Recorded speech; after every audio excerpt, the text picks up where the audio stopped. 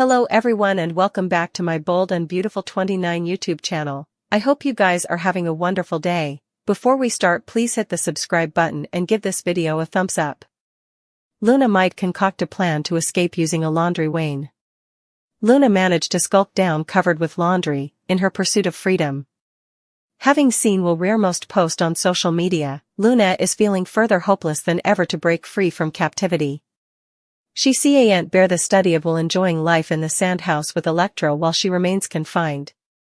Luna has induced herself that Will harbors passions for her, which gives her the confidence that she can win him back. Formerly she escapes, still delusional she is.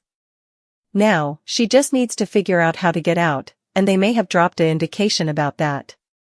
While Luna was preoccupied with Will and Electra's picture, her cellmate rambled once with a laundry wain.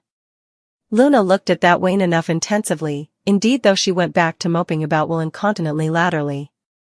While Luna has yet to witness a moment of alleviation, it seems that such a moment may be on the horizon.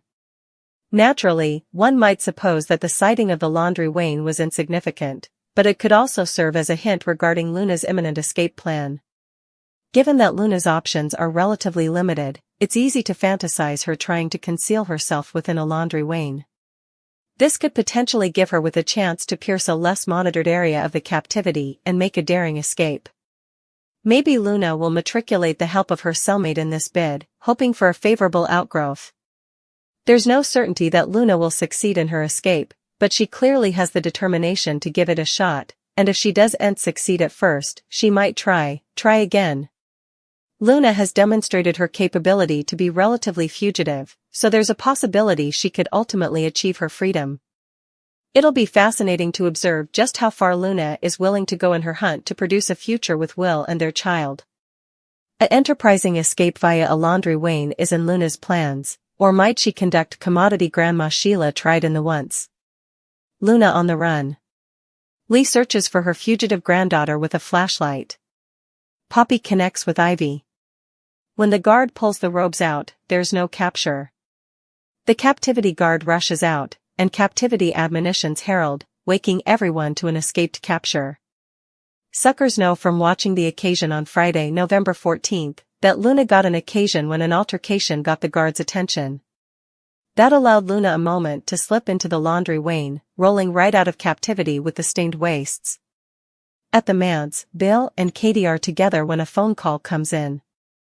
The brunette can tell by the primogenitor's face that it isn't good news. Once Bill is off the phone, he shares the stunner with Katie. Luna has escaped from captivity. With people bringing up Katie's once heart problems, could commodity be to the woman? Will frenetically telling the police that Luna went that way, towards the forest land. Will looks enough freaked out. Deputy Chief appears, leading the hunt. Also, another scene shows a freaked-out Will, Electra, and Ivy turning around in shock. It turns out that the people who rush into the sandhouse are Lee, Poppy, and Sheila. One womanish voice can be heard asking where the little bee is, but I'm not relatively sure who it belongs to. Presumably Poppy. As Luna hides in backwoods, Lee has a flashlight and goes out into the dark forest land to find the girl herself. Lee can hears yelling for Luna to turn herself in, but the fugitive would rather die than return to captivity, so stay tuned. Bill opens up to Liam. Luna escapes from captivity. Katie is at Brooke House. Brooke and Donna compliment Katie on her reunion with Bill. The brunette addresses about how Bill is now a man with tone mindfulness. Strangely, Luna brought them back together with her craziness. Katie addresses about Will and the sandhouse. They're having the place sanctified. Brooke is really impressed by that news. Katie has to get home. Bill has been coming home beforehand recently. Liam stops by the office to see his father. Liam mentions Bill canceling his meeting so he can rush home to Katie. Bill's perspective has changed. Nearly losing his family ever made him realize there's his purpose in life. They bandy giving the sandhouse to Will. Although a lot of bad happened there, a lot of good did as well. Bill says he's just following Liam's illustration. Liam has inspired him to be a peaceful leader. Liam leaves and Rachel enters.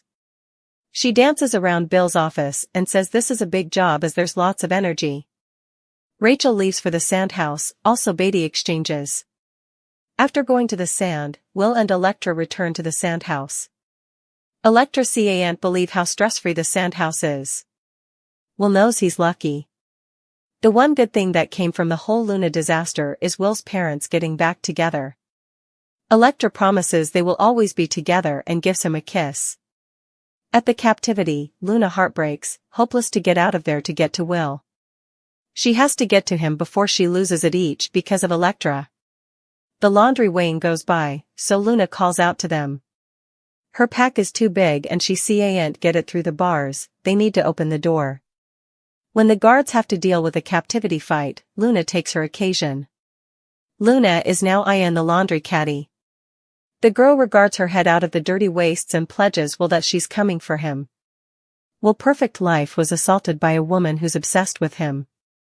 Luna has come the bane of his actuality and has manipulated herself into getting the mama of his child. Still, that hasn't stopped Electra from loving him. Katie and Bill's support of their son means the world to him. The Spencer family is united in their response to Luna's rearmost crime. Breaking all moral boundaries, Luna got Will drunk at his creation party. Also, she wore Electra's mask so that Morrow's largely inebriated character would believe she was her. Still, the performing gestation did end effect in Luna being shielded from captivity. Luna is satanic. She's a master manipulator, as proven by her satisfying Bill to preliminarily get her out of captivity and also admit an inconceivable amnesty from this indispensable macrocosm's governor. Will has constantly told his pater not to condemn himself. The expectant father holds the mama of his child completely responsible for the dilemma she forced him into. Remy doesn't partake the collaborative view of Luna. His most recent captivity visit also established a return converse with the person who stands as his only perceived friend, Luna. Remy induced himself that allowing Deke to introduce him at Forrester Creations would be good. Weissman's character assumed that Deke's goodwill, the passage of time, and the FC atmosphere would impact Electra. It didn't. Electra was outraged that Remy showed his face and believed that all would be forgiven. Her station is defensive and coupled to Will's situation, a factor Remy couldn't or didn't want to provision. Deke's break means that Remy is on his own indefinitely. That gives Luna an opening she'll seek to exploit. While Yamada's character did advise Remy not to anticipate advance, she's primed to use the unstable outlook he's holding. Electra is a kind-hearted person who loves Will and hasn't wronged anyone. Her address fueled the reason why she no way anticipated that Remy was the person who created and distributed the deep fakes. Luna knows that Remy wants conciliation with Electra. Observers will see a captivity guard show Luna a social media post of Will and Electra's new home. The remote position of Bill's sand house typically would be a good position for this couple to escape the drama they've been passing. But it feels like what should be Will and Electra's paradise spot may rather be a setting Luna targets through Remy. Beth still wants to officiate her parents' marriage as Liam and Bill give her the business. Bill is thrilled for his son and is so proud of him. Brooke runs to Ridge because she thinks Taylor encouraged Cleric to reunite with Sheila. Brooke notes she told Deacon about the power of her mission. Sheila can't believe Deke would be reluctant to introduce his swain to Deacon as he's the most awful, amazing, kind and understanding mortal being in all of actuality.